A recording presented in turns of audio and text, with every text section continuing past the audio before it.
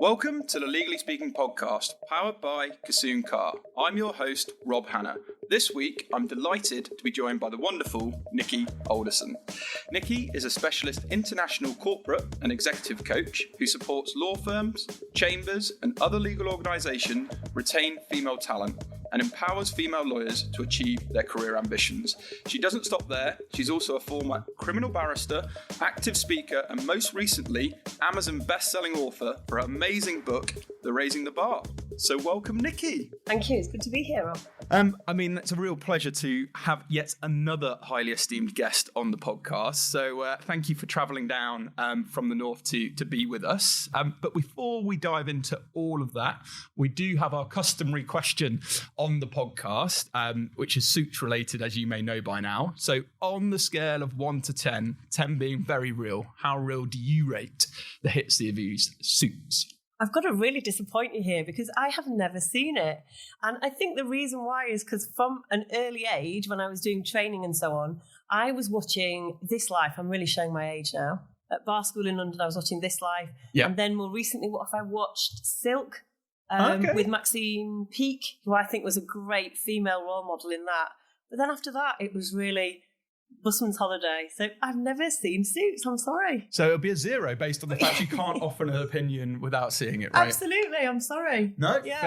Fair enough. So I mentioned at the top there, you've come down from a city which is very dear to me. I studied there. I've made lifelong friends there in Leeds, but I have to confess I haven't been back for a year or two. So what am I missing out on up there? Oh, Leeds is great. I mean, what I love about Leeds is because it's so near to the country, you can actually get out and go for walks and so on. And I'm actually from Sheffield originally, but it seemed like a natural return home to Yorkshire. So, yeah, you should come up sometime. I will. And so we have to kind of digest that whole introduction because you keep very busy. But let's try and go back to the sort of beginning. Did you always want to be a barrister? No, I wanted to be a journalist when I was 14 or so at school. And I had a work placement at the Sheffield Star, where I ended up going to court with the court reporter. And what was interesting about it was at that age, they directed that it wasn't suitable that I go in the Crown Court because of a lot of the serious cases that they were dealing with. So I went to the Magistrates Court and was dealing with bus vandalism. Okay. And it was because the journalist seemed very inspired by this topic, which didn't really inspire me, that I thought, you know what, I could do better than the journalist and I could be a lawyer. So that's what started it for me. Okay. And what was your specialist area as a barrister? I did criminal law. Yeah. I practiced criminal law from, the word go really, 1996 until I finished in 2017. Okay. And I know, what did you particularly enjoy the most about that position and your time as a barrister? I think making a difference was really important to me, and particularly when I got involved with the voluntary work in Jamaica, just knowing that you really were affecting somebody's life and it was such an important job to do. That for me, I really felt very passionate about the work that I did, but obviously with that comes great responsibility as well. So it wasn't without its stresses, it's got to be said. Yeah, and you touched on it there, your pro bono work in Jamaica supporting the death row attorneys. Just tell us a little bit more about that, because that's really, like you say, it's gripping to hear, and I want to know. I'm sure our listeners will be fascinated to know more. Well, it was really life-affirming work. I went when I was about 8 years core. Yeah, and I got involved in a bar human rights project where you went out for about 2 months at a time, and we were supporting the attorneys there who were representing people who faced the death penalty if they were convicted. Whilst I was there, I was the first barrister who actually got involved in a full contested case from start to last. And unfortunately, it was one of those as well where even just reading the case, you could see that there was not enough evidence to base a conviction. And during the 2 weeks that I was in the court, I observed inadmissible evidence going before the court, witness intimidation, jury nobbling, judicial bias, you name it. Whatever could have gone wrong for those two men on trial, it went wrong for them. And at the end of it, 2 weeks later, the jury returned 2 guilty verdicts and both of them were sentenced to death.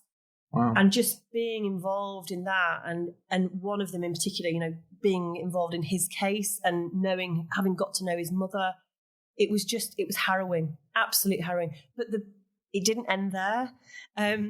I then continued to help whilst I was in Jamaica and also whilst I was back in the UK. But I also got wind that both of them had been very seriously assaulted whilst on death row. And the man that I'd been representing was stabbed 23 times by other inmates, possibly with guards, turning a blind eye. Yeah. And I just thought, wow, I really have to get this guy out. And I met him after the event. He'd just been returned back to the prison from hospital where he'd been on life support for days, if not weeks. And I will never, ever forget that image of the man coming to me with bandages and gauzes all over him and absolute fear. Yeah. Just being returned to the place where he'd nearly lost his life and with no guarantees at all of his safety. But he said to me, the next time I visited him, when he was slightly better, you ought to write a book about this. And I, said no promises, but it set us. It planted a seed. Planted a seed, exactly. Yeah, good for you.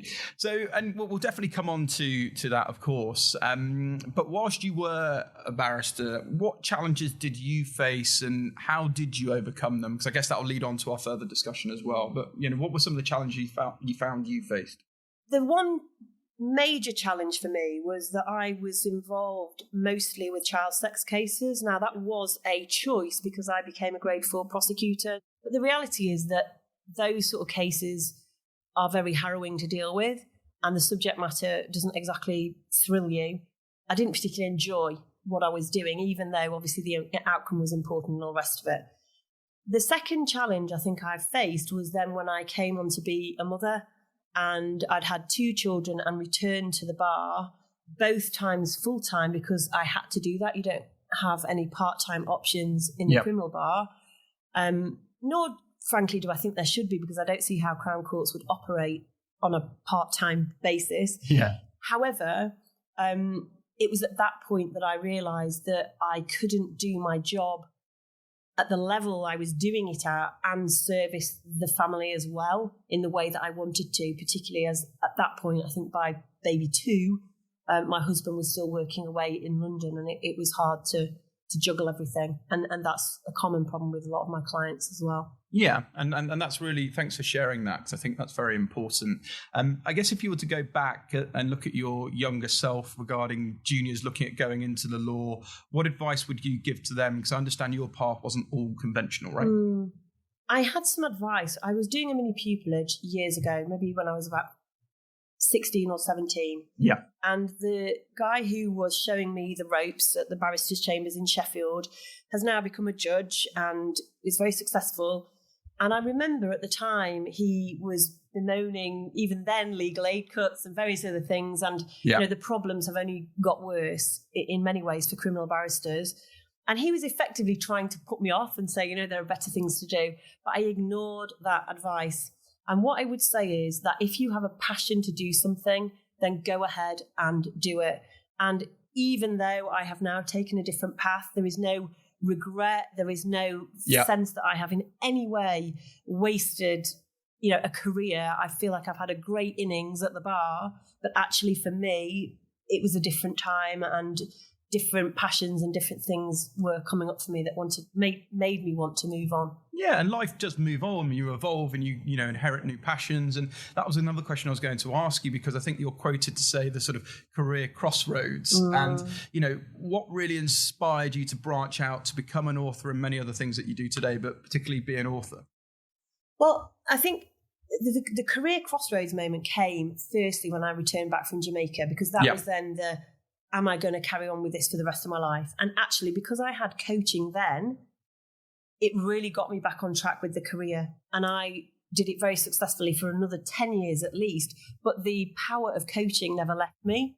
So when over those 10 years I had my doubts about whether or not this is what I wanted to do forever, I always thought back to coaching and thought there may be something in that. Yeah. And so it was that I continued with my job full-time at the bar, but I also did a quite intensive coaching qualification, which went on for 2 years. I had to have guinea pig clients. I had to prove a certain number of hours, coaching hours. I did a thesis, various other things. And I always had it as a potential plan B. But as I was just finishing that course, I met my husband. And so we went on to have a family, and it wasn't really the right time. Yeah. But by maybe 3, it was a kind of now or never moment. And I didn't want to let go of the passion that I had for coaching, and thought, you know what, I'm going to give this a go. It's not worked out too badly. Not at all, not at all. And of course, we have to tell, and as I said at the top of the podcast, you know, you are the author of an Amazon best-selling book, Raising the Bar. So come on, tell us more about that. Well, what's interesting about this is that as a coach, I was becoming a specialist in certain subjects, and it was then that I quite enjoyed writing about it. And thinking about it now, maybe it was to do with that passion years ago that I had to be a journalist, but I've written so many blogs and directed my clients to so many of those blogs that I just had a feeling that there was more in me to give. And then I was recommending certain other coaches' books to clients, and I thought, this is ridiculous. I've got my own material here. I can do it myself. Yeah. And because I had, I think at that time, 40 blogs. Wow. And I'd also been involved in a collaborative book where I'd already written one chapter for somebody else. I thought, you know what, I can do this myself.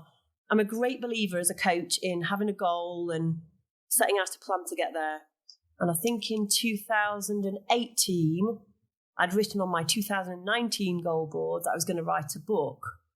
But what happened was, I think in August, I reviewed my goal board and I thought, oh, well, where am I with that whole idea about writing a book? Yeah. And I was not very far forward. So I had a word with myself and I thought, right, okay, better get this book written. So I decided on the 14th of August I was going to write a book. And by the 23rd of October, it was a Amazon #1 best-selling book. So how does it feel to be an Amazon best-selling author? It sounds pretty cool, right? Well, yeah, I mean, I'm pleased with it. That's another thing about, you know, the stuff that I do now. The things that I used to moan about when I was in chambers about, the clerks having to manage a diary and certain issues between us, that used to drive me mad. But now, because I have to do everything myself in terms of diary management, marketing and all of that sort of stuff, it was so important, I think, as well, to raise my profile, to raise my credibility, especially now as well that I'm going on to doing a lot more speaking at events and so on in terms of my expertise. To have a book as well to sort of back that up, I think is really important. And it's the book, frankly, that I wish I'd had myself. Yeah. Because it's all there. It's stuff that I've learned through. I put a little bit about my own experiences at the bar, the challenges that I've had, but it's not all about the bad stuff. It's about the solutions. And for me, a massive part of that was coaching. And so there were coaching hints, tips, strategies in there as well. So, but it's great as well because it's got generic appeal. Even though I wrote it for female lawyers, I'm hearing from other people in other industries that they're finding it equally helpful. Good. And I guess, when people hear, Amazon best-selling author, if people have similar inspirations, and that's what we're trying to get from this podcast, is to inspire so many others to take their passions. What steps do you actually have to take to get there? How does it work? Break it down. Yeah, I mean, firstly, you've got to write something. It seems obvious. And I think that was the hardest part. I remember when I was getting involved in this original collaborative book, that was what took the big chunk of time, and I had to go into monk mode to really dig deep and think about what the story was and how I could describe experiences in a way that readers would relate to or find interesting. But once you've got into the habit of writing something, then it becomes a lot easier to think of themes and to think about as well what your audience would find valuable or useful to read. In fact, mine is a book which was self-published with help. So I didn't get into all the nuts and bolts of formatting and editing and all that sort of stuff. I had somebody else help me with that. But I haven't gone through a publisher, although, that's another option for maybe later down the line or for my second book. And that comes nicely onto what I was going to say. There's such a thirst for continued content these days in whichever shape or form or medium it will be. So what's in the pipeline for the future? Can you give us any snippets? Well, yeah, I think there's two things I have really clear visions around. Firstly, since we're talking about the book, there was a chapter in this book that I took out at the last minute because it felt a little bit too much about starting your own business and your USP and networking, all that sort of stuff. So I pulled that chapter. So I already have chapter 1 of whatever book it may be that I go on to do in the future, especially given I feel I'm branching out, not just now looking at the legal profession, but also similar challenges about the retention of women in financial services, in medicine, in engineering and tech and so on and so forth. But secondly, I am really wanting this year in particular to develop my speaker business. Yeah. So looking at ways I can be in front of a stage, doing keynote speaking and also continuing my workshop work as well. Yeah, and we're sort of touching on it throughout the conversation, but through Nikki Alderson Coaching, you do so much great work. But I guess going back a step, what about coaching really helped you find your own value? What would you say to others listening in about that?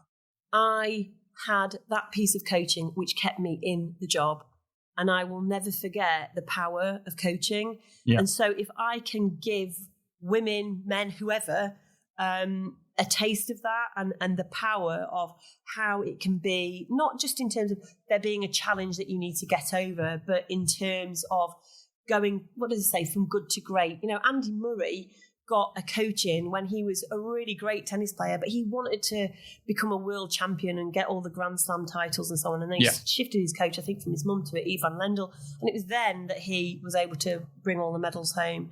And I think that's really what I want to convey to people, that coaching is a really powerful and useful tool for professional and personal development.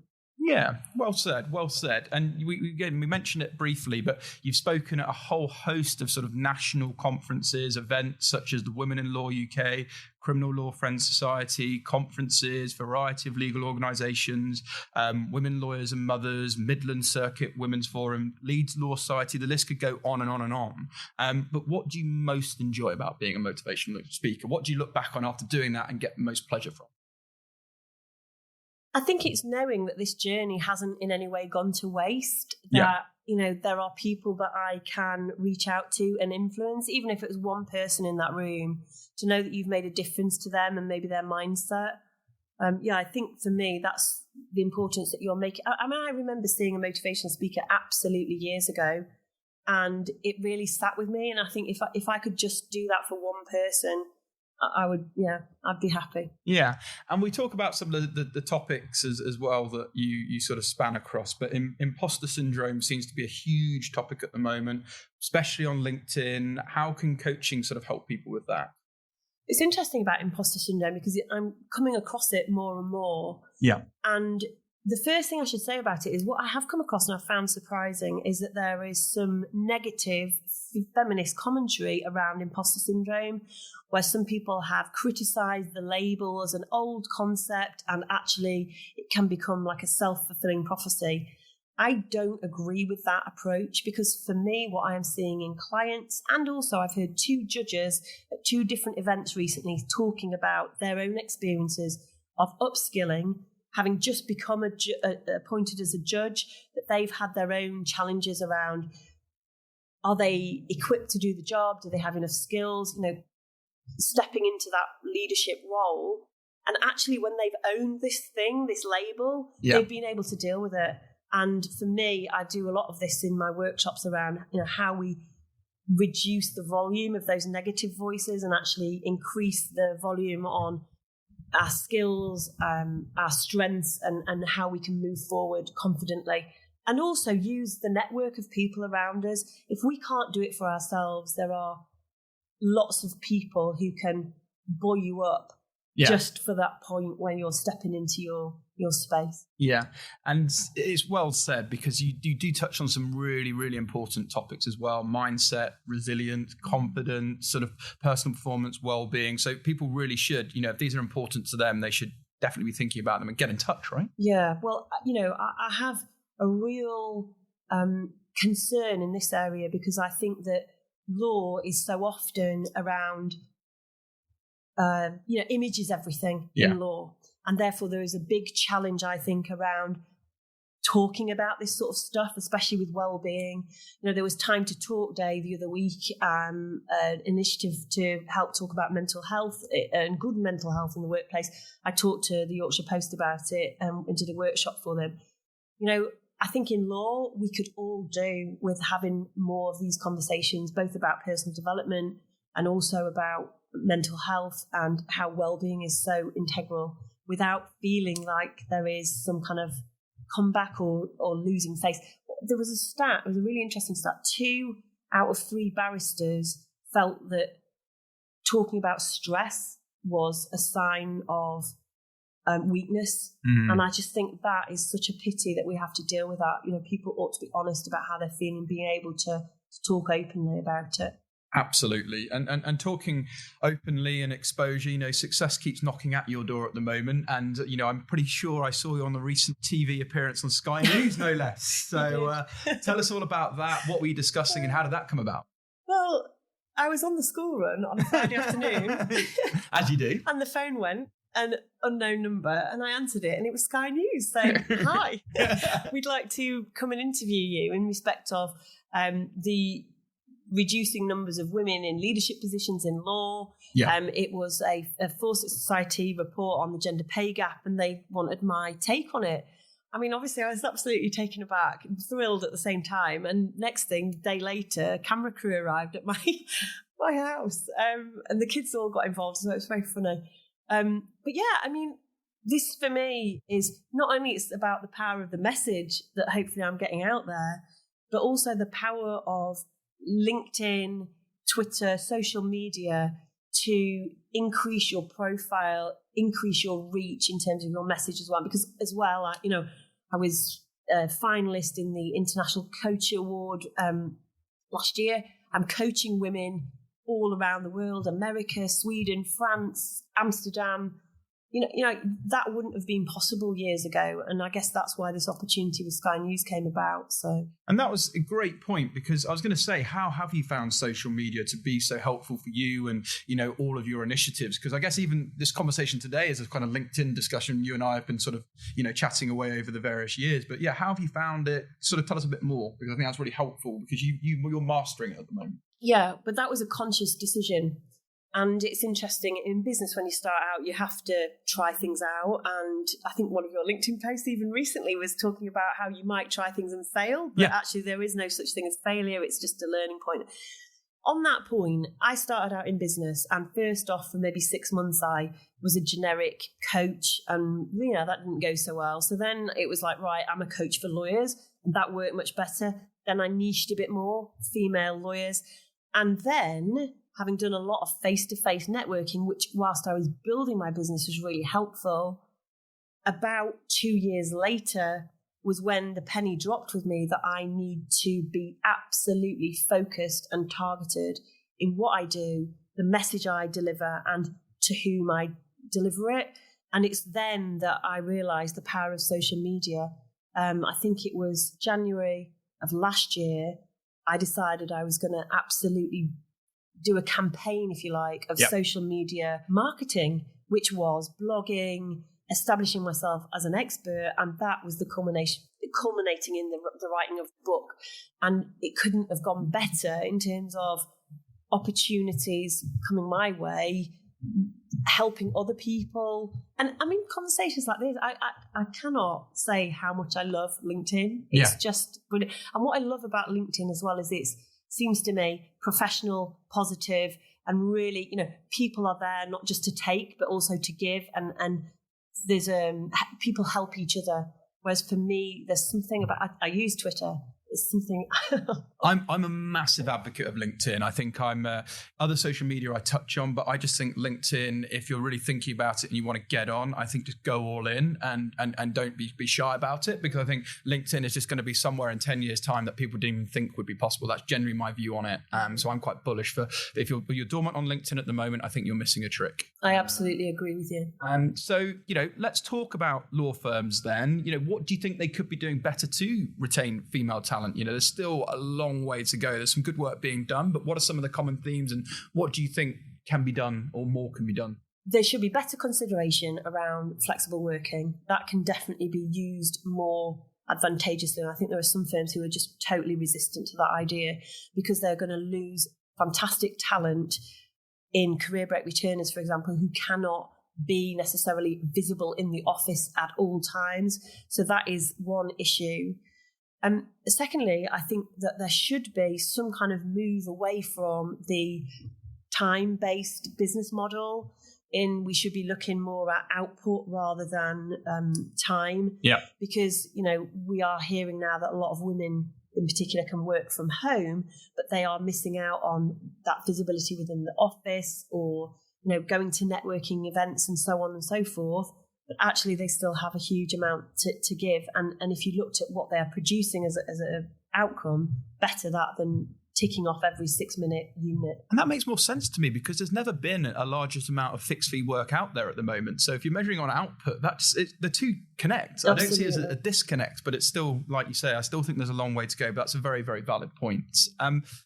Tell us more about your mentoring work, because the coaching academy, what that involves, just tell us a lot, because people are always looking for new mentors. And like you say, you're always looking for LinkedIn, but tell us more about some of your mentoring work. Yeah, I think we have to distinguish here between coaching and mentoring, because coaching is what I generally do. I have also, though, mentored for the Coaching Academy and also for LinkedIn, not LinkedIn Leads, Lean In Leads, which is another sort of female empowerment group in Leeds based on Sheryl Sandberg's book, Lean In. Mentoring is more around advising someone and letting them follow a path similar to yours. Coaching is less, it isn't advisory. It's more about, where do you want to go? Where do you see yourself and how are you going to get there? But yeah, I do both. And sometimes now, because of my background, I'm finding that the coaching I do is generally coaching. But then if the women that I'm coaching want more advisory stuff, that's when I say to them, right, if you want more about that, I can come out of the coach role and I can go into mentor mode. Yeah. And that's kind of what I do. And what are the future ambitions for Nikki Alderson consulting? Coaching, shall we say? I'll get my words out. So, it's done so much already, but do you sort of, you say very goal orientated, you've kind of got your own plan. What does the future look like? Yeah, I think this year, as I say, there's maybe 3 things. Firstly, more speaker engagements. Secondly, expanding the business outside of purely law. Because I do think, I was asked I had a discussion this morning just with an insurance company. I think there's a lot of work to be done in financial services as well. So that's another thing I'd like to do, to branch out from law. And thirdly, not this year, but at some point, people are asking me to write a book. I will do, I think. I'm asking you to write another book, so please do. I might need some more material, but yeah, if you've got any ideas, send them along.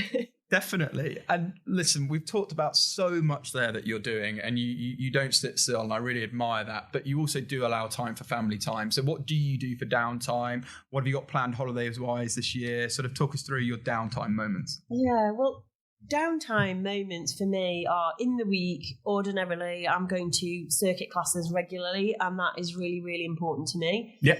And I still fit that in around everything else. Family time is Saturdays, usually just the running around facilitating the family and me and my husband time. Yeah. And then Sundays, it might be more of a country walk, going back to the Leeds point earlier. Of course. And holidays, it makes me laugh. This year we're having a week in Wales.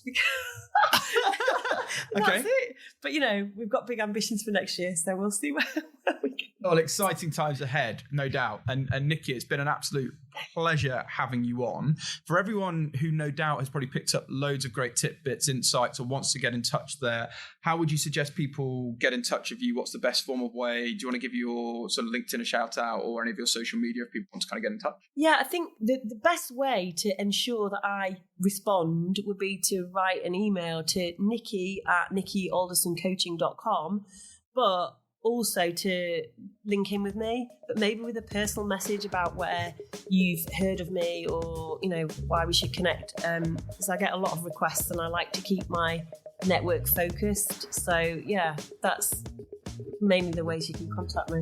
Great. Well, thanks a million for popping on, Nikki. It's been an absolute pleasure. I'm sure we're going to see you again on the Legally Speaking podcast at some stage. So I'm sure all our listeners also found that really, truly inspiring and thought-provoking. So safe travel back to North. Thank you. Over and out. Thank you.